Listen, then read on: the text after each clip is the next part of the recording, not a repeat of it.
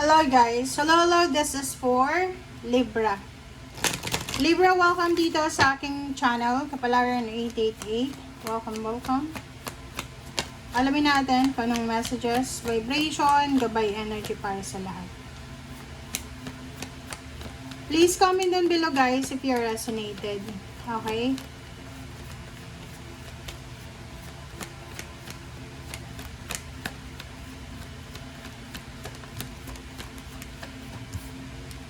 Okay, Libra, despair.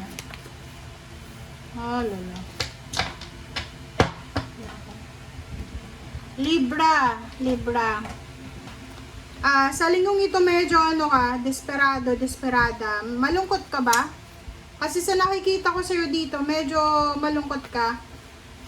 Kasi posibleng may kailangan kang ayusin na papeles, dokumento, government papers and documents. And pwedeng desperado ka kasi wala kang trabaho, you're looking for a job. Desperado ka or desperada kasi paubos na yung savings mo. Pwedeng may sakit ka pa, ganyan. So, kung makikita mo dito, 32, 23. So, this is 5-5. So, spiritually, sa nakikita ko, namumroblema ka kasi may pwedeng kailangan kang ayusin sa batas. Kailangan mo ba ng attorney? Kailangan mo ba ng legal na assistant? Parang ganun. So, ito yung nakikita ko sa inyo dito.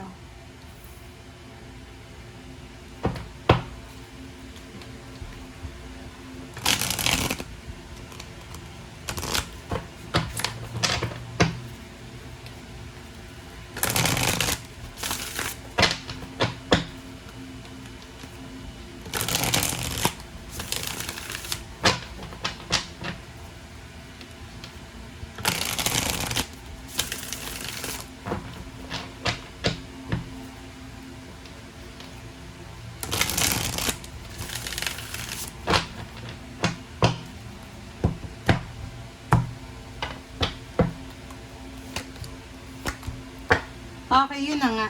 Libra. Sinasabi ng bara sa'yo dito na yun, may problema ka sa pera. Sa linggong ito, malaking halagang pera ang kailangan mo. Another is the hangman. So, maraming hindi matutuloy kang plano sa linggong ito. Or maybe plans for the next few weeks because kailangan mo ng pera. So, I don't know, marami ka bang utang or whatsoever. Kasi, drain energy siya.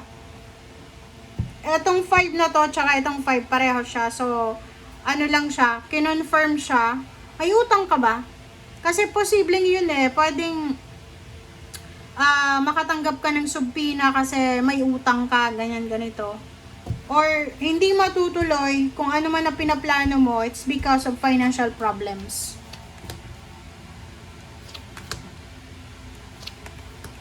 Okay, so sabi ng bara sa'yo dito, Libra, makinig ka daw sa sinasabi ng iyong intuition. May kailangan kang proteksyonan para sa future mo.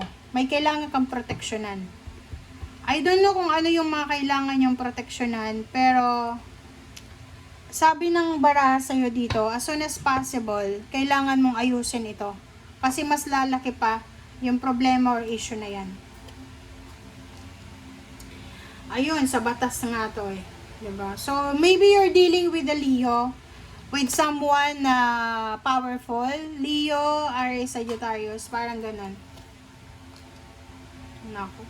Yun na nga sinasabi ko alam mo ba, few weeks ago, yung Aries, Leo, and Sagittarius, nakita ko yun, diba? Nanood naman yung iba, na mag-iingat kayo kasi maraming traitor sa kapaligiran nyo. Eto na siya. Posibleng pagtatraidor ang mangyari na mag-result sa otoridad. Broken hearted ka, nag-aalala, you're panicking, ninenervyos ka, nasasaktan ka kasi yung taong yan na hindi mo in-expect na lolokohin ka or whatsoever, traidorin ka. Kumbaga, eto, ang linggong ito is pang-traidor to 'di ba? May mga tao na posibleng tatraidorin kayo. Okay? So, yun ang kailangan yung iwasan. Paano ba yan may iwasan? Yun na nga yung sinabi ng baraha eh. Oh. Isang water sign, Pisces, Scorpion, Cancer, ang posibleng maglalagay ng boundaries sa paligid niya para hindi na magkaroon ng connection sa inyo.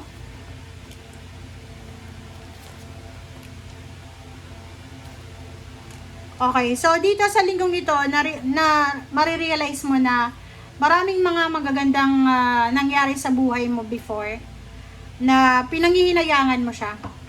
So, like, magre-reminisce ka, Libra, ng mga happy moments, happy thoughts mo ng before pa.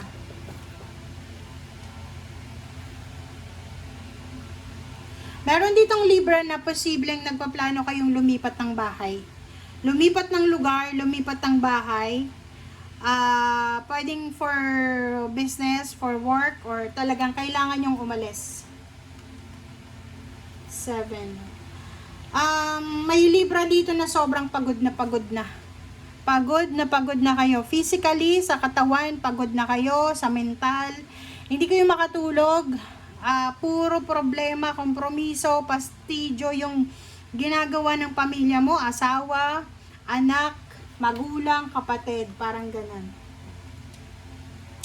Okay, Page of Wands. Nako, may nakikita ko sa'yo dito na parang minamadali mo na yung future. Parang sinasabi mo na, kailangan mo ng tapusin na kung anong nangyayari sa ngayon para makausad ka na sa future.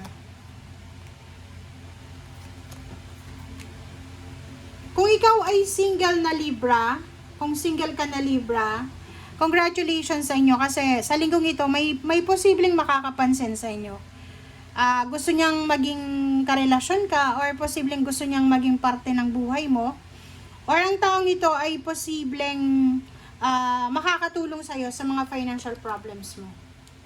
Pero ikaw, sa nakikita ko, siguro ma-pride ka or talagang ayaw mo ng financial help kahit na naghihirap ka na. So, sa nakikita ko, pwedeng magdadalawang isip ka na tanggapin ang tulong na to.